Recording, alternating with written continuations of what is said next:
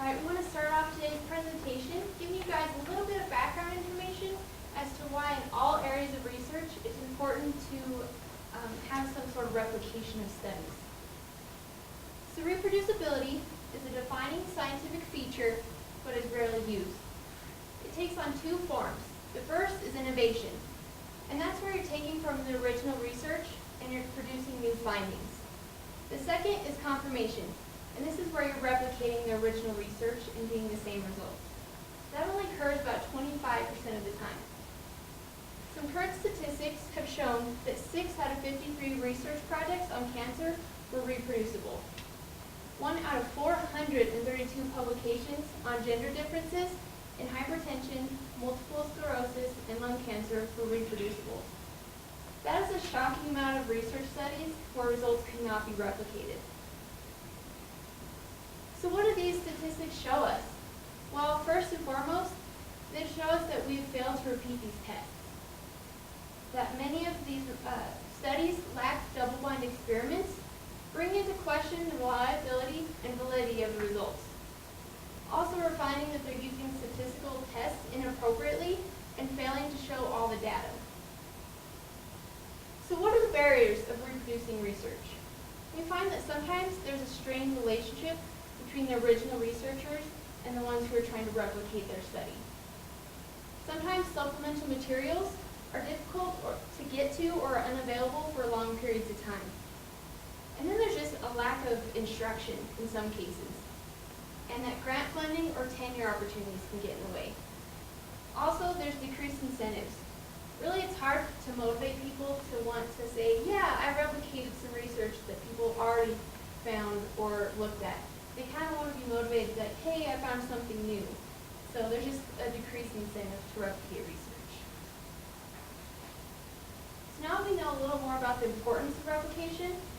I want to talk about how my fellow colleagues and I, along with Dr. Kelso, were given the opportunity to be part of the Reproducibility Project. And the Reproducibility Project is made up of a group of people who basically pose that question out there. Are normative scientific practices and incentive structures producing a biased body of research evidence? Their response was they started a nationwide collaboration with more of 150 scientists who are now attempting to replicate a sample of studies from 3 psychological journals that were published in 2008. These journals are Psychological Science, Journal of Personality and Social Psychology, which is where our article was published from, and the Journal of Experimental Psychology. So really the goals of the Reproducibility Project was to learn about the obstacles that arise when we're conducting effective replications. So do we see these similar barriers that I spoke about, such as lack of incentive or difficulty talking with the original researchers?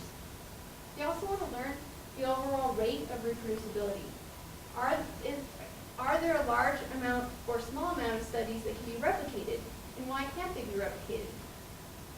Finally, they want to follow a more structured protocol to kind of standardize the methods or how you approach replicating research. Because they want to conduce a close, high-powered replication of key effects from these selected articles. So now the study we attempted to replicate was conducted by Goff, Steele, and Davies in 2008. These researchers posed the question, does stereotype threat play a role in producing racial distancing behavior? Now for those of you who are unfamiliar with the concept of stereotype threat, this is basically the unconscious or conscious fear individuals have of being perceived as prejudiced.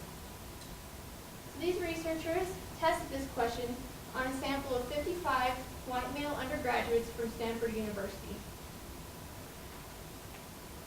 Now they chose the particularly restricted sample of males because they felt that they would respond more strongly to the stereotype threat. So these researchers completed a total of 4 studies. We only replicated the 4th. They used a 2x2 between subject design, looking at the independent variables of conversation topic and learning objective. So Joff, Steele, and Davies created a relatively simple but creative procedure that led participants to believe they would be having a conversation with an African-American male. For our study, we had 100 male undergraduate students, 56 of which were Caucasian, and as Emily already said, the original study included 55 Caucasian. Our study extended the research to include Hispanic Latino, Black African American, Asian, Pacific Islander, and 6 listed as other. Our 2x2 design included 2 independent variables, first of which was the conversation topic, love and relationships, or racial profiling. Our second independent variable was learning goals. Either they were present or they were not. If the learning goal was present, the participant would hear this. We would like you to approach this situation as a learning opportunity.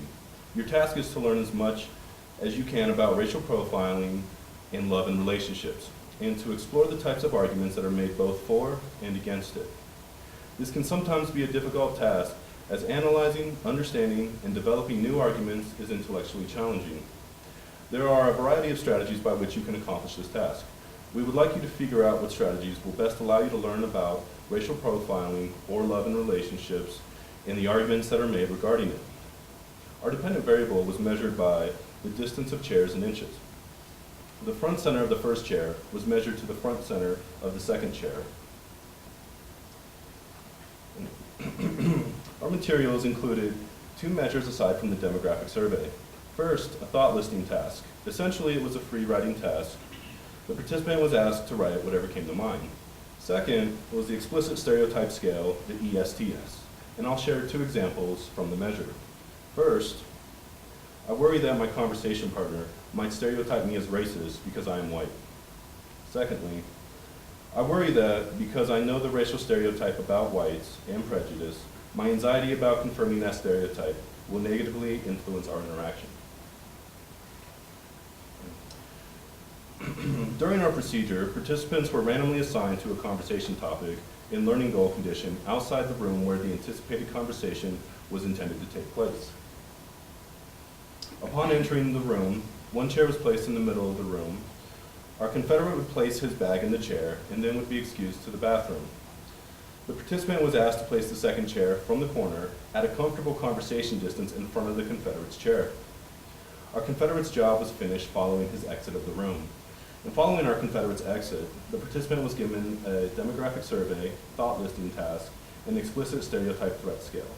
After completion of the measures, the participant was fully debriefed and tested for suspicion. Extra credit slips were given out to those who were interested in it. Following the participant's exit, the distance between chairs was measured. Okay, so as for our results, we ran a 2x2 ANOVA between the conversation topic and the learning goal outcome. With the original study, they did find an interaction between conversation topic and learning outcome. However, with our own particular study, we did not find the same significant difference.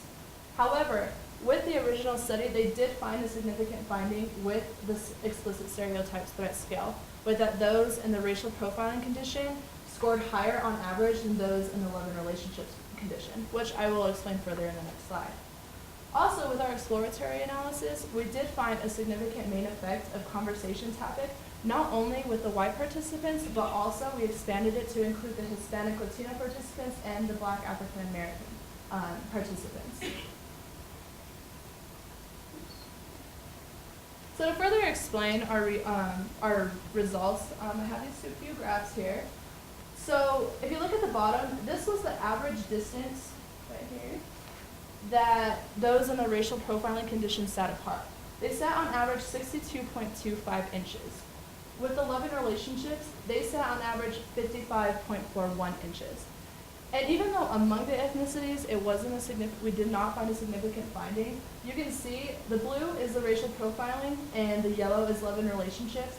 And among all 3 of these ethnicities, you can see that they did sit farther apart when talking about racial profiling. As for the ESTS scale, so with the ESTS scale, you can score a maximum of 35, with that being as you're more acknowledging of being of stereotype threat. On average, those in the racial profiling condition scored a 17.17, and those in the love and relationship condition scored, a 13.46.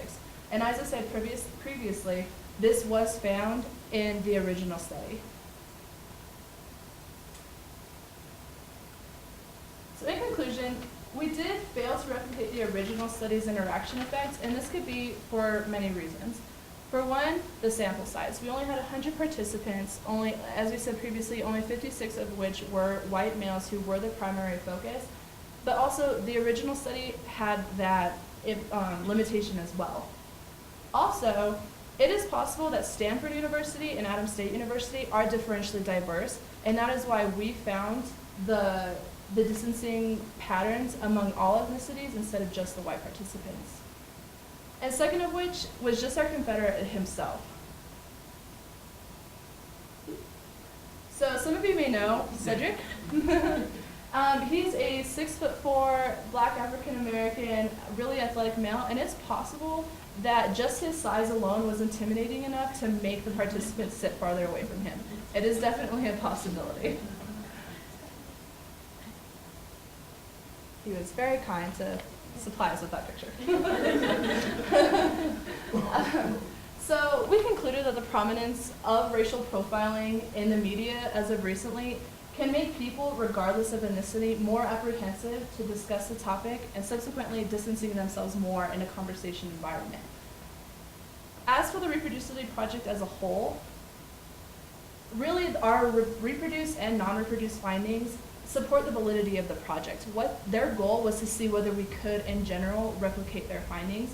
And even though we could on some and couldn't on others, it still helps them with their project as a whole. It also brings to mind, why couldn't we reproduce these findings? And these questions will hopefully lead to more reproducibility projects in the future. So thank you very much. Do you have any questions?